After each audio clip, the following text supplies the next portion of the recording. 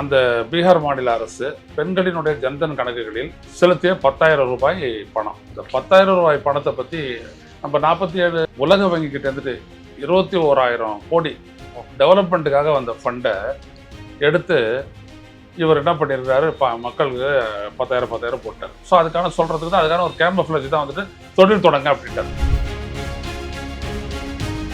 வாக்களிக்கிற மக்களை வாக்காளர் பட்டியலிருந்து நீக்கி இருக்கிறாங்க. வாக்காளர் பட்டியலில் ஏகப்பட்ட பேர் சேர்த்துருக்கிறாங்க, பல லட்சக்கணக்கானவர்கள் சேர்த்துருக்காங்க. அது இல்லாத வாக்காளர்களுக்கு, குறிப்பாக பெண்களுக்கு அவங்களுடைய கணக்குகளில் வந்துட்டு பணம் கொடுத்துருக்காங்க. இதுதான் வெற்றி.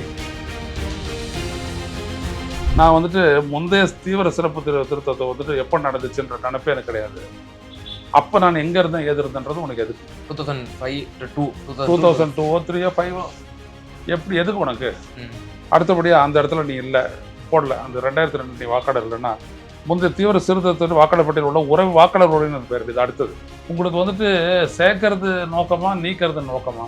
சேர்க்கறதுன்னா சேர்க்கறதுக்கு மக்களுக்கு உதவுங்க. நீங்கள் உதவலைன்னா நீக்கிறது தான் உங்களுடைய பிரதான நோக்கம்னு எனக்கு படுது. நான் வெளிப்படையாக சொல்கிறேன். சிறுபான்மையினர் இருக்காங்களே, முஸ்லீம்ஸு, கிறிஸ்டியன்ஸ், இந்த மாதிரி இடங்கள்ல அந்த இடத்துல வந்துட்டு என்ன பண்ணுறதுன்னா, ஒரு பக்கம் சேர்க்கறது ரகசியமா, இன்னொரு பக்கம் நீக்கிறது. நீக்கிட்டா அப்படின்னோம்னா அவங்க வந்துட்டு பெருசாக வந்துட்டு போராடலாம் மாட்டாங்க. ஒரு பூத் லெவலில் நடக்கிறது இன்னொரு பூத்துக்கு தெரியாது, எதுவுமே தெரியாது நம்மளுக்கு. இப்போவே வந்துட்டு இறந்தவருடைய பட்டியல் அப்படின்னு சொல்லிட்டு உச்சநீதிமன்றம் சொன்னதுனால தான் அவங்க வெளியிட்டாங்க பீகார்லேயே. இப்போ இங்கே அது மாதிரி சொல்லலைன்னு வச்சுக்கோங்க, நம்ம போயிட்டு மறுபடியும் சொன்னால் தான் அவங்க வெளியிடுவாங்க. பிஜேபியினுடைய முக்கியமானது என்னன்னா, அவனுக்கு நேரடியாக மக்கள் ஓட்டு போட மாட்டாங்க. அது அவங்களுக்கு நல்லா தெரியும். அவங்க என்ன பண்ணிட்டாங்க அவங்களுக்கு ஓட்டு போடுறதுக்கு. So this is the problem with BJP. அதனால் அவங்க என்னைக்குமே, அதனால தான் வந்துட்டு அவங்க வெற்றிக்கு வந்துட்டு இவ்வளோ வேலை செய்கிறாங்க. எதுக்கு 10,000 ரூபா கொடுக்கணும், எதுக்கு இந்த மாதிரி வாக்காளர் பட்டியல் நீக்கணும், ஏன் நீக்கணும் அப்படின்னா இல்லாட்டி ஜெயிக்க முடியாது.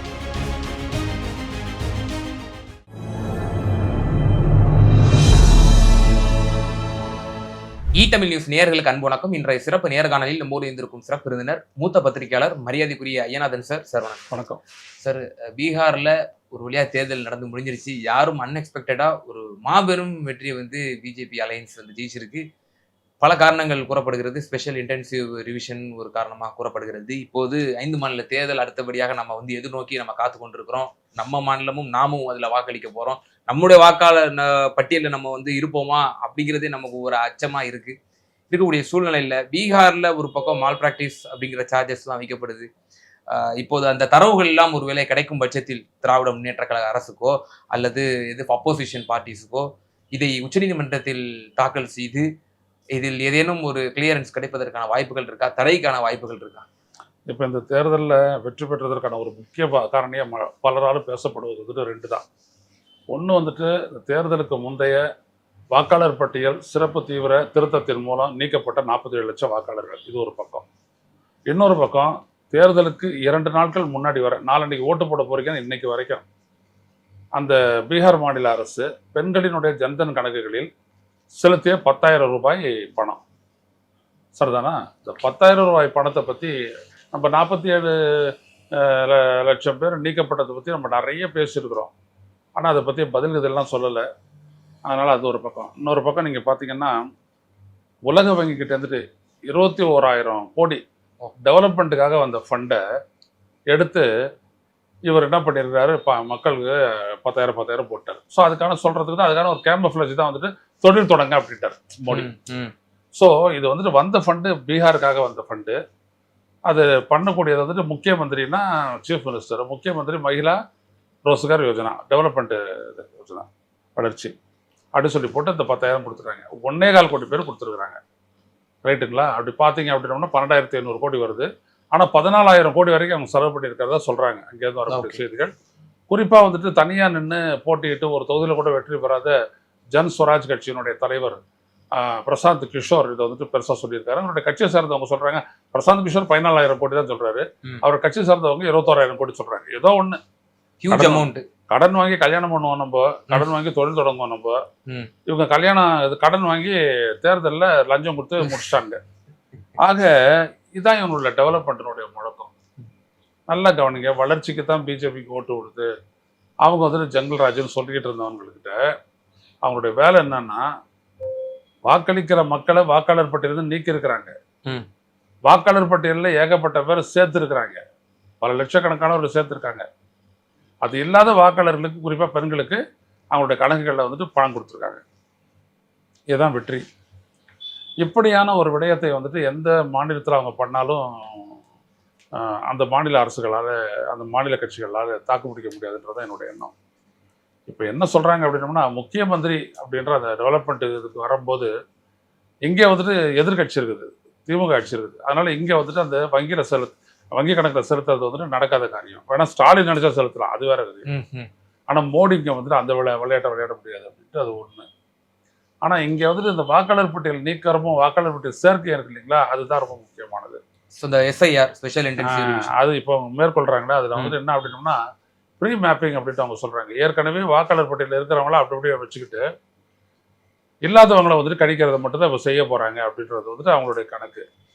ஸோ எது எப்படியா இருந்தாலும் நாம் வந்துட்டு ஒன்றத்தை புரிஞ்சுக்கணும். அது என்னன்னா, வாக்காளர் பட்டியலில் நம்ம குடும்பத்தை சேர்ந்த அனைவரும் சேர்க்கப்பட்டிருக்கிறார்களா என்பதனை நாம் உறுதி செய்து கொள்ள வேண்டும். முதல்ல ஃபார்மை ஃபில்அப் பண்ணி கொடுக்கணும். அடுத்தபடியாக என்ன பண்ணணும் அப்படின்னோம்னா, நம்மளுடைய உறவினர்கள் எல்லோரும் இருக்காங்களான்னு பார்க்கணும். நம்ம அக்கம் பக்கத்து வீட்டில் இருக்கிறவங்களாம் இருக்கிறாங்களான்னு பார்க்கணும்.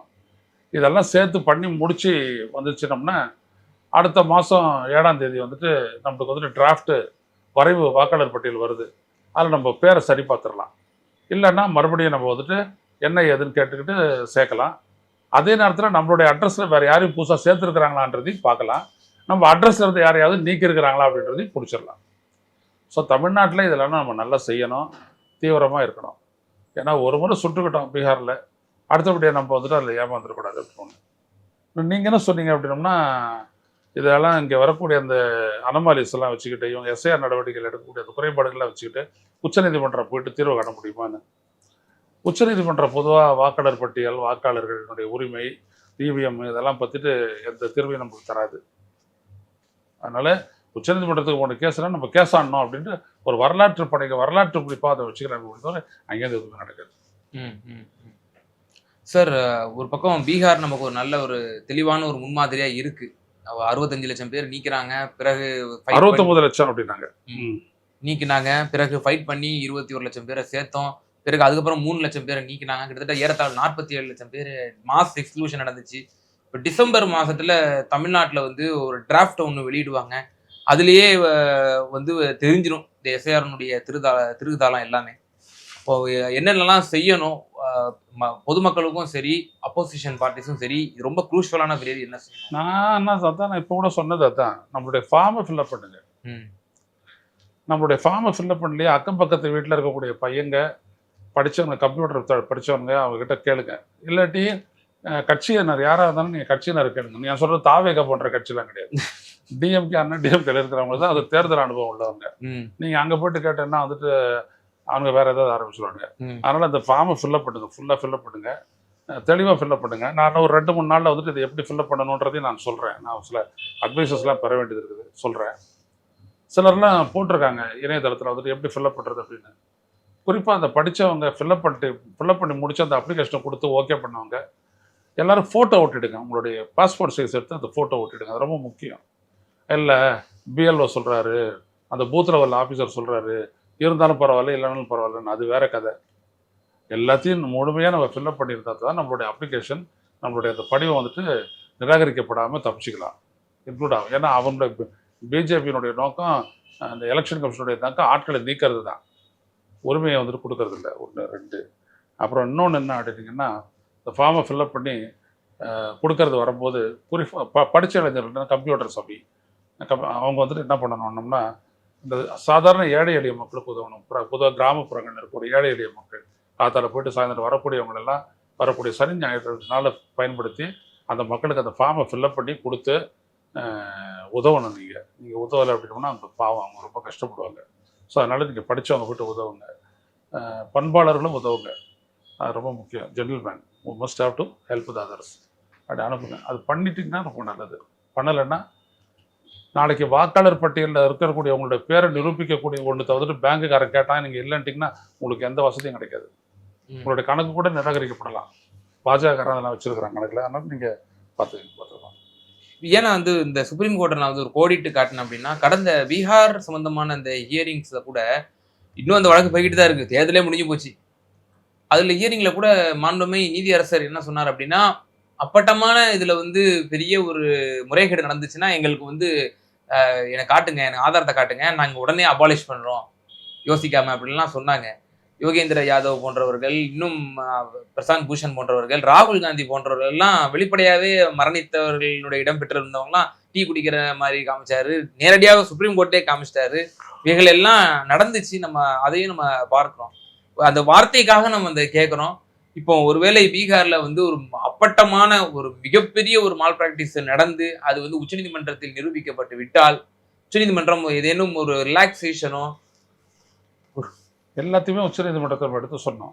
ம், உச்சநீதிமன்றம் சில உதவிகளை செஞ்சது. 22 லட்சம் பேர் செத்து போனாங்க, ம், அவங்கள நீக்கி இருக்கிறோம் அப்படின்னு. யாரு அவங்களோட பட்டியலை போத் வயசு வெளிப்படுத்துன்னு சொன்னாங்க. அது சட்டத்தில் இடம் இல்லை, நாங்கள் செய்ய மாட்டோம், நாங்கள் தேர்தல் ஆணையம் கிடையவே கிடையாது, நீங்கள் அது போடணும்னாங்க. ஒன்று, உச்சநீதிமன்றத்தில் வடக்கு தொடர்ந்தனுடைய பலன். ரெண்டாவது பலன் என்னன்னா, ஆதாரம் நாங்கள் ஒரு ஆதாரமாக வச்சுக்கிட்டு யாரையும் சேர்க்க மாட்டோம். இல்லை ஆதாரம் ஒரு ஆதாரமாக வச்சு நீங்கள் சேர்க்கணும்னு 21,52,53,000 பேர் மறுபடியும் சேர்க்கப்பட்டாங்க. 2 இதெல்லாம் நடந்துச்சு. ஆனால் கடைசி வரைக்கும் அந்த 47 லட்சம் நீக்கப்பட்டவருடைய பட்டியல் வரவே இல்லை.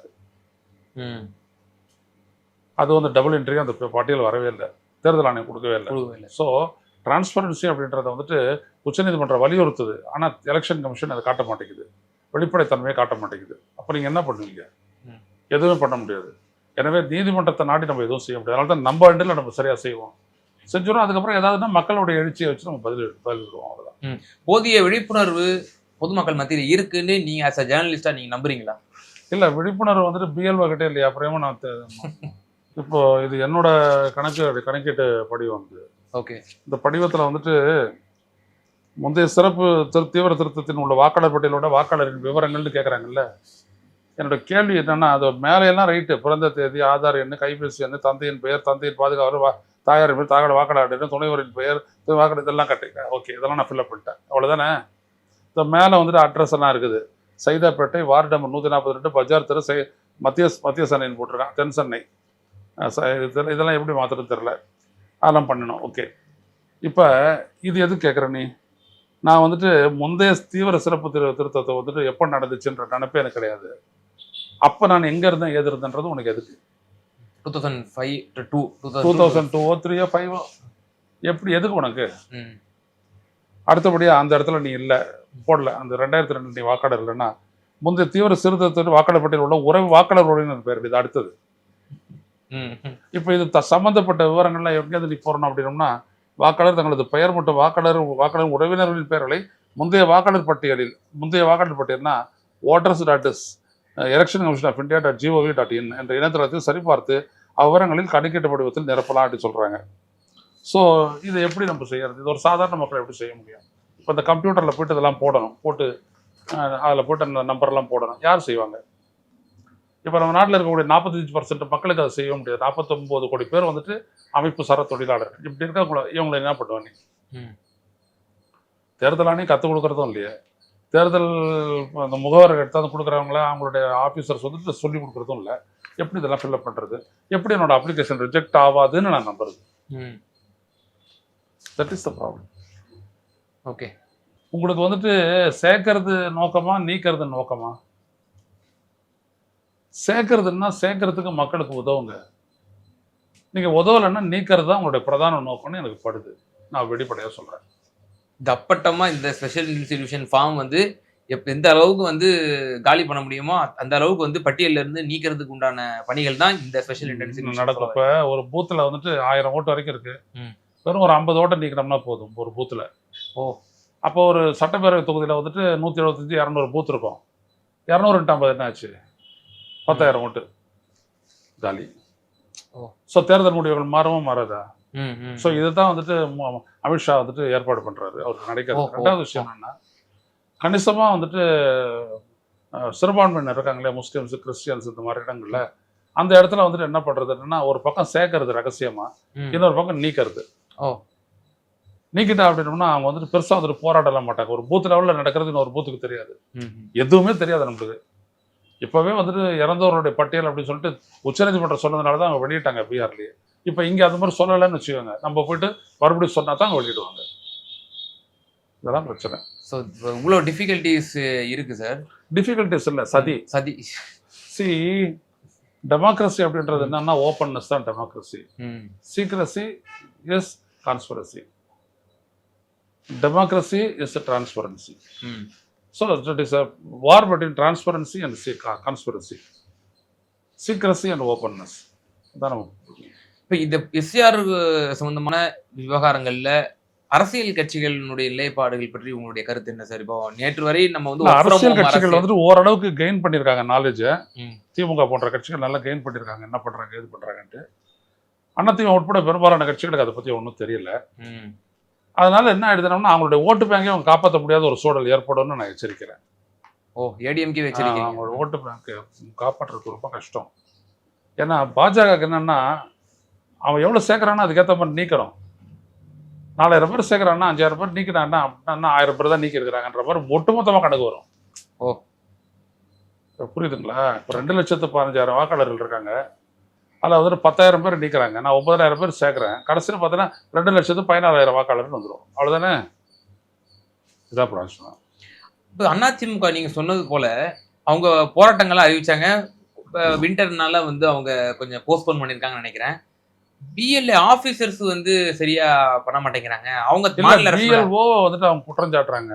பிஎல்ஓ வந்துட்டு பூத் லெவல் ஆபீசர் வந்துட்டு தேர்தல் ஆணையத்தினுடைய சார்பா தமிழக அரசினுடைய ஊழியர்கள் செய்யறாங்க. ஒண்ணு. பிஎல்ஏ வந்துட்டு இவங்களுடைய பூத் லெவல் ஏஜென்ட்ஸ் அரசியல் கட்சிகள். நீ கூட போக வேண்டியதானே, போய் சரி பண்ண வேண்டியதானே. அப்படி அதை ஏத்துக்காம சும்மா குறை சொல்ற வேலையை பண்ணிட்டு இருக்கிறேன்னு அர்த்தம் கிடையாது. இல்ல பட் ஆனா இப்ப மாண்புமிகு முதலமைச்சர் என்ன சொல்றாரு, அதிகாரிகள் வந்து இப்ப அவங்க எலெக்ஷன் கமிஷனுடைய கட்டுப்பாட்டுல தான் இருப்பாங்க, எங்க மாநில அரசுடைய கட்டுப்பாட்டுல அவங்க செய்ய மாட்டாங்க அப்படின்ற விஷயம் சொல்றாரு. ஆனா அப்போசிஷன் தொடர்ந்து என்ன சொல்றாங்கன்னா மாநில அரசு தான் வந்து இதை வந்து ஆட்டி படைக்குது. இல்ல அவங்களுக்கு என்ன அப்படின்னா அரசியல் பண்றாங்க, அவங்க சரியா தெரியல. அவங்களுக்கு இந்த இடத்துல வந்து எல்லாரும் ஒன்னாதான் நிக்கணும்ன்றது தெரியல. ஓகே, அந்த விடயத்துல விஜய் பரவாயில்லன்னு நான் நினைக்கிறேன்.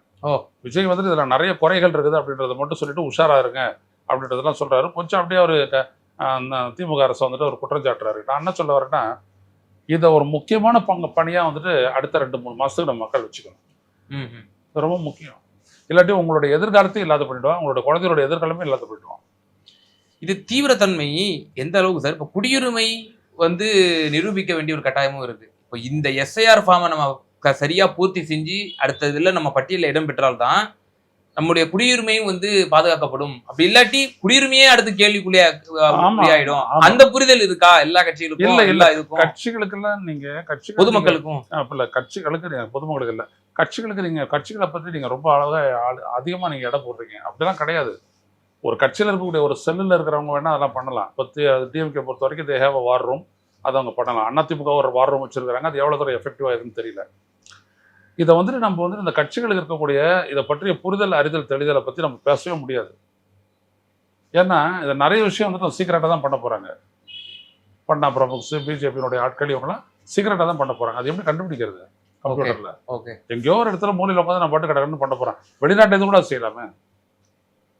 So this is the problem. Okay. எனக்கு இதுல விரிவான ஒரே ஒரு கேள்வி sir. What is the ultimate aim for BJP? இதை வச்சு ஏன்னா நீங்க பீகார்ல நீங்க பிஜேபியினுடைய எய்ம் என்ன அப்படின்னா 2029 ஒரே நாடு ஒரே தேர்தல் வச்சு ஒட்டுமொத்த நாட்டையும் கபலீகரம் பண்ணி எடுத்துறது. கையில அதிகாரம் மொத்தத்தையும் எடுத்துறது. எடுக்கிற பிஜேபி அதுக்கப்புறம் மாநிலங்களை அழிக்கணும். மாநிலங்களை அழிக்கக்கூடிய தமிழ்நாட்டை 3ஆ புடப்பாங்க. குழந்தைகளை வச்சுட்டு அதுக்கப்புறம் வந்துட்டு யூனியன் டெரிட்டரி ஆக்கிடுவாங்க. அப்படிலாம் ஆக்கிட்டாங்கன்னா நம்மளுக்கு ஒன்றுமே இருக்காது. ஸோ அந்த மாதிரி பண்ணிடுவாங்க. இது ஒன்று. ரெண்டாவது, பிஜேபியினுடைய முக்கியமானது என்னன்னா அவனுக்கு நேரடியாக மக்கள் ஓட்டு போட மாட்டாங்க. அது அவங்களுக்கு நல்லா தெரியும். அவங்க என்ன பண்ணிட்டாங்க அவங்களுக்கு ஓட்டு போடுறதுக்கு. So this is the problem with BJP. அதனால் அவங்க என்னைக்குமே அதனால தான் வந்துட்டு அவங்க வெற்றிக்கு வந்துட்டு இவ்வளோ வேலை செய்கிறாங்க. எதுக்கு 10,000 ரூபா கொடுக்கணும், எதுக்கு இந்த மாதிரி வாக்காளர் பட்டியல் நீக்கணும், ஏன் நீக்கணும் அப்படின்னா இல்லாட்டி ஜெயிக்க முடியாது. அவ்வளோதான். ஓகே. ஸோ பீகாரை ஒரு முன்மாதிரியா வச்சு இந்த அனாலிசிஸை நீங்க பீகார்ல என்ன நடந்ததுன்றதை பத்தி ஒரு ஆழ்ந்த அறிவு வேணும். நீதிமன்ற மாதிரி நம்ம எடுத்துக்கூடாது. நம்ம உஷாரா பண்ணணும். நிச்சயமா சார். இந்த ஸ்பெஷல் இன்டென்சிவ் ரிவிஷன் தற்போது தமிழ்நாடு உட்பட 12 மாநிலங்கள் நடந்துட்டு இருக்கு.